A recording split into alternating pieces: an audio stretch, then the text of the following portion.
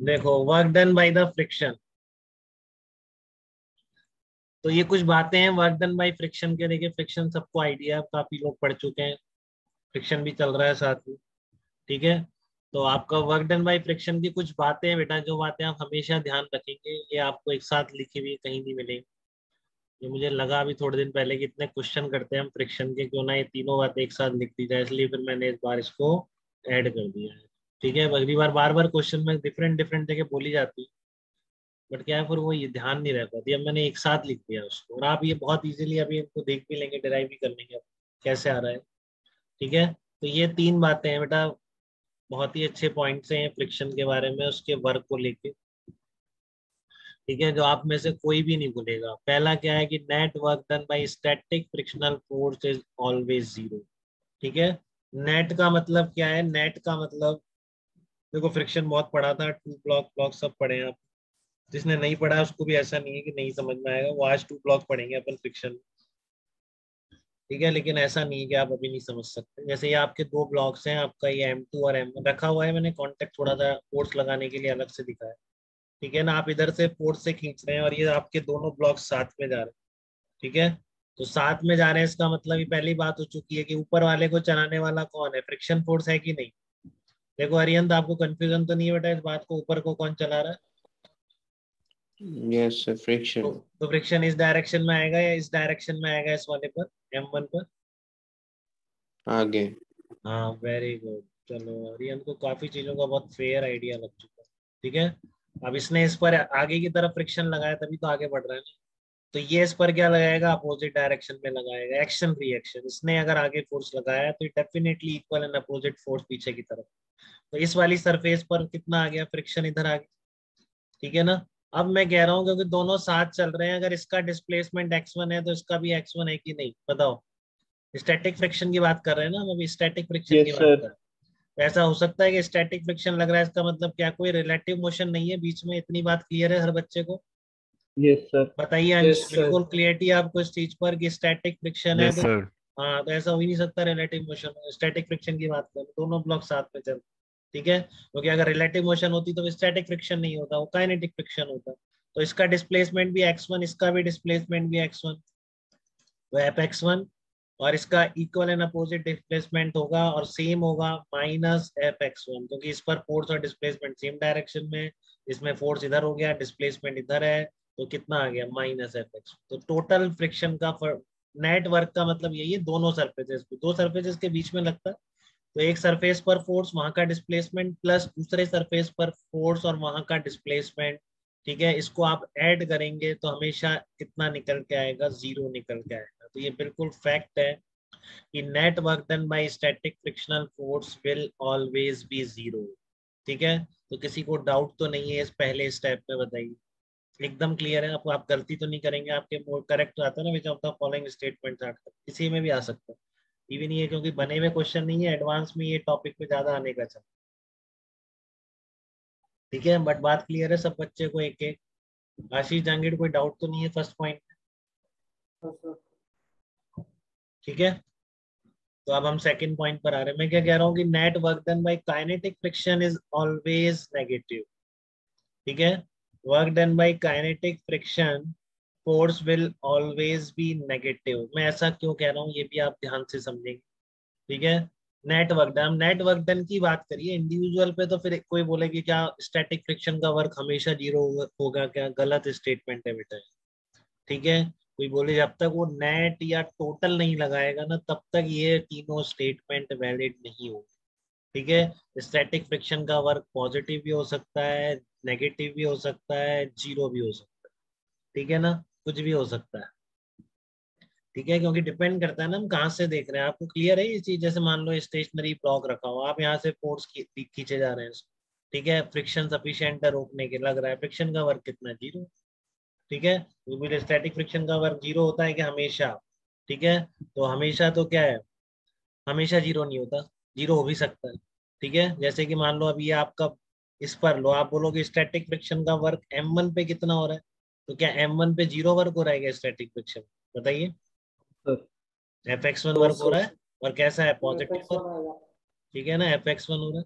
तो static friction का work zero भी हो सकता है, जैसे यहाँ जीरो है, पॉजिटिव भी हो सकता है, ठीक है। और आपसे पूछेगा स्टैटिक फ्रिक्शन का वर्क नेगेटिव हो सकता है क्या, तो उस पर बताओ कैसा हो रहा है। इस पर स्टैटिक फ्रिक्शन का वर्क नेगेटिव नहीं है, डिस्प्लेसमेंट इधर है, फ्रिक्शन इधर है, तो नेगेटिव भी हो सकता है, कुछ भी हो सकते हैं। स्टैटिक फ्रिक्शन का वर्क कुछ भी हो सकता है, काइनेटिक फ्रिक्शन का पॉजिटिव नेगेटिव जीरो कुछ भी हो सकता है, ठीक है।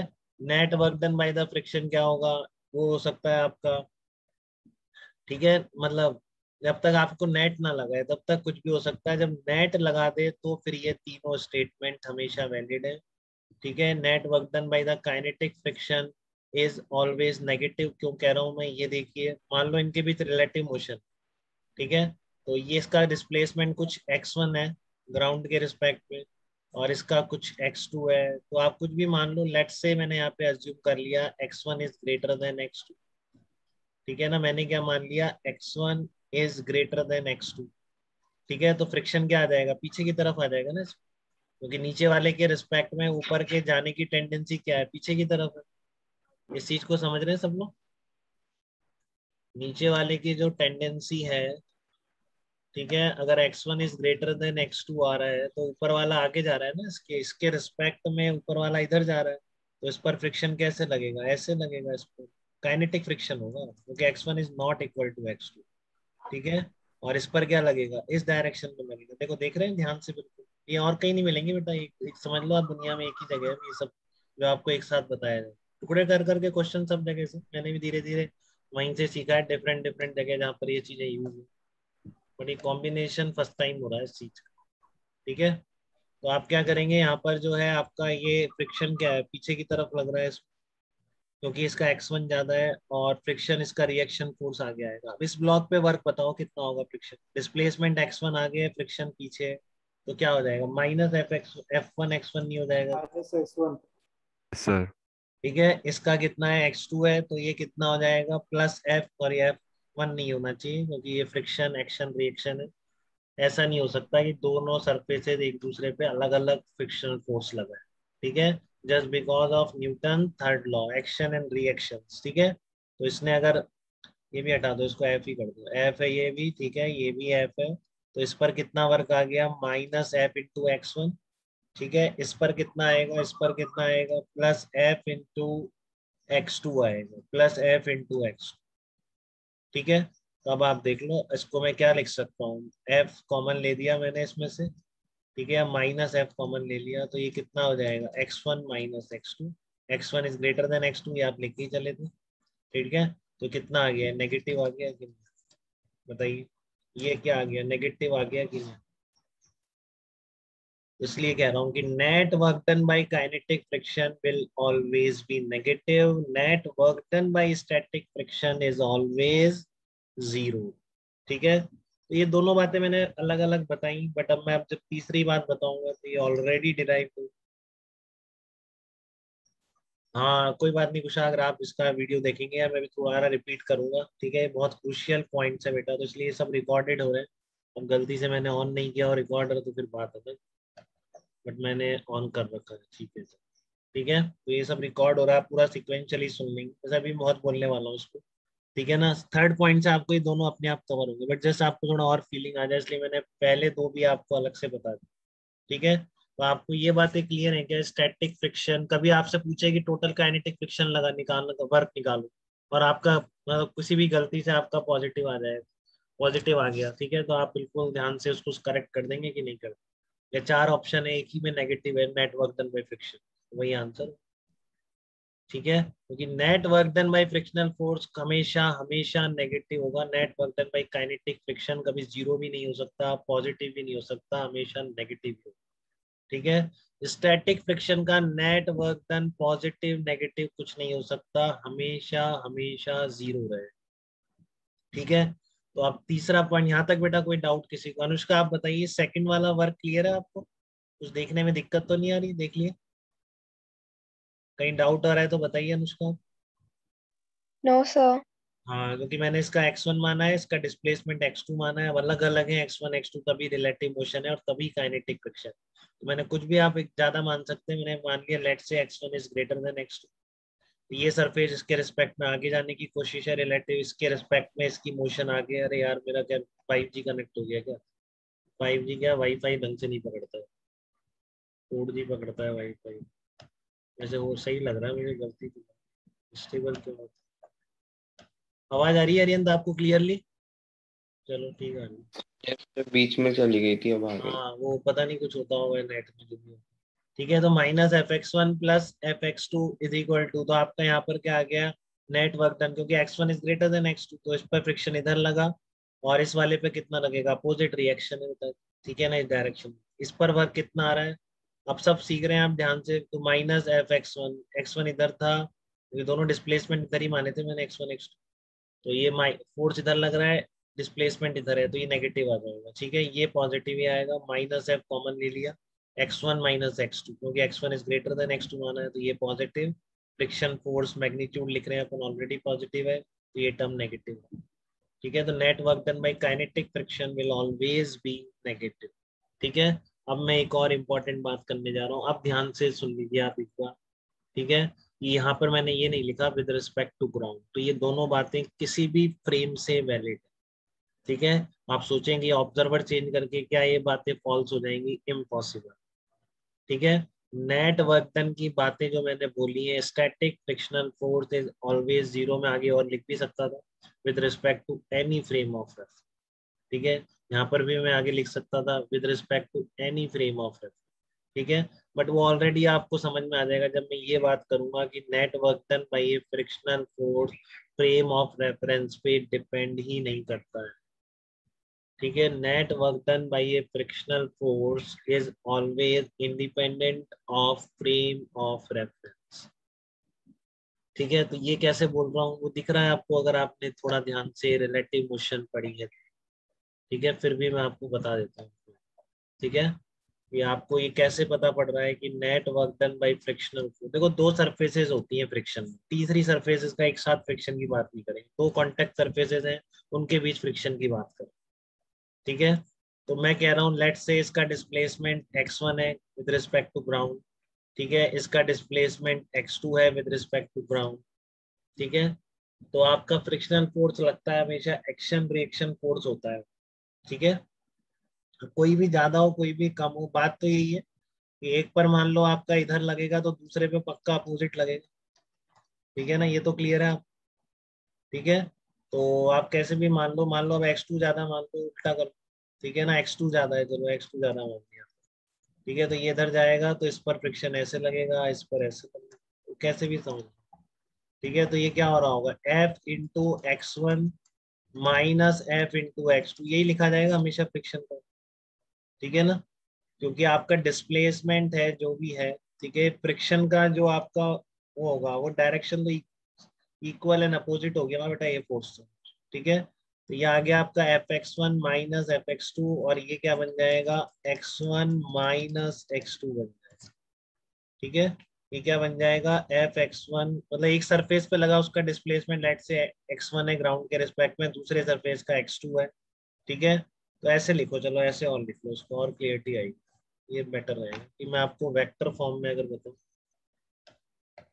ठीक है ना, वेक्टर फॉर्म में अगर बात करें, और डॉट प्रोडक्ट में नहीं पता x1 x2 कौन ज्यादा है, बिल्कुल जनरल लेके चल रहे हैं। फोर्स है एक एफ फैक्टर है, तो दूसरे पे पक्का उसको माइनस एफ फैक्टर बोलेंगे। ठीक है ना, अगर एक फोर्स एफ फैक्टर बोल रहे हैं एक पे, तो दूसरे पर वो क्या बोला जाएगा, माइनस एफ फैक्टर बोला जाएगा, क्योंकि वो पता है कि इक्वल एंड अपोजिट।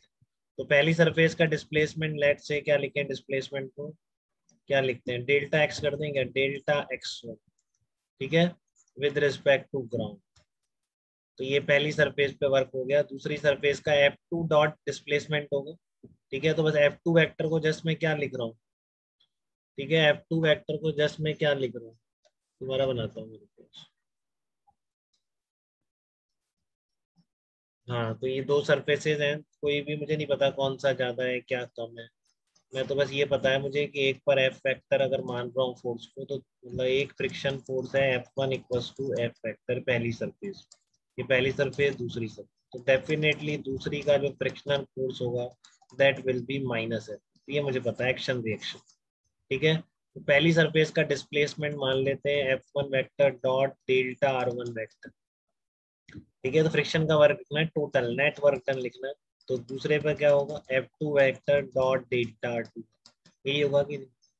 तो F1 वेक्टर क्या आ रहा है आपका, F वेक्टर आ रहा है, F vector dot delta R1 vector. F2 vector क्या आ रहा है, minus F vector dot delta R2 vector आ रहा है। तो ये क्या बन जाएगा, F vector dot delta R1 vector minus delta R2 vector. बताओ कोई दिक्कत है क्या इसमें आप, नेट वेक्टर क्या बन गया, F vector dot delta R1 vector minus delta R2। अब मैं ऑलरेडी बता चुका हूँ कि फोर्स आपका इंडिपेंडेंट ऑफ रेफरेंस फ्रेम रहता है, कहीं से भी देखो।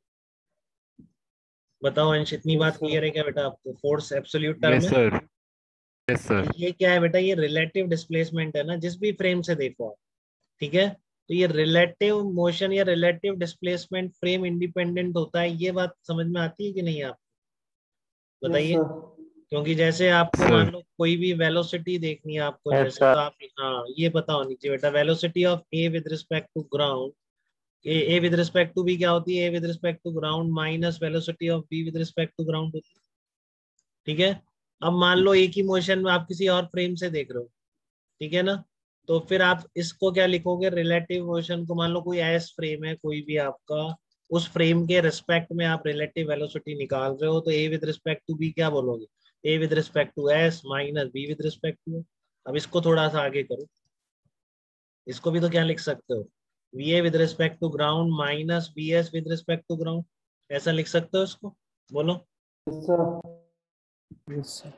ठीक है, और इसको क्या लिखोगे आप आगे, minus velocity of B with respect to ground minus velocity of, cut गया ना बेटा ग्राउंड वाला, कट तो गया है देखो। यस सर, ग्राउंड वाला कट गया। हाँ फिर से क्या निकल के आ जाएगा, V A with respect to ground minus V, तो रिलेटिव मोशन रिलेटिव वेलोसिटी ये भी फ्रेम इंडिपेंडेंट होती है, कट जाएगा ना हमेशा, ठीक है ना। अगर ग्राउंड के रिस्पेक्ट में दो पार्टिकल की रिलेटिव मोशन जितनी है, तो किसी भी फ्रेम से उन दोनों पार्टिकल की रिलेटिव मोशन वही रहती है। रिलेटिव मोशन मतलब रिलेटिव वेलोसिटी या रिलेटिव डिस्प्लेसमेंट।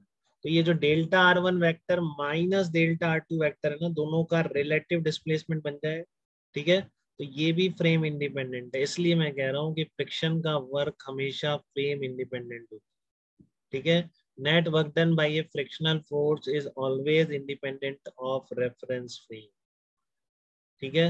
तो बस आपका स्टैटिक फ्रिक्शन है तो क्या है, ये जीरो हो जाएगा, रिलेटिव डिस्प्लेसमेंट, ठीक है, रिलेटिव डिस्प्लेसमेंट जीरो हो जाएगा, ठीक है।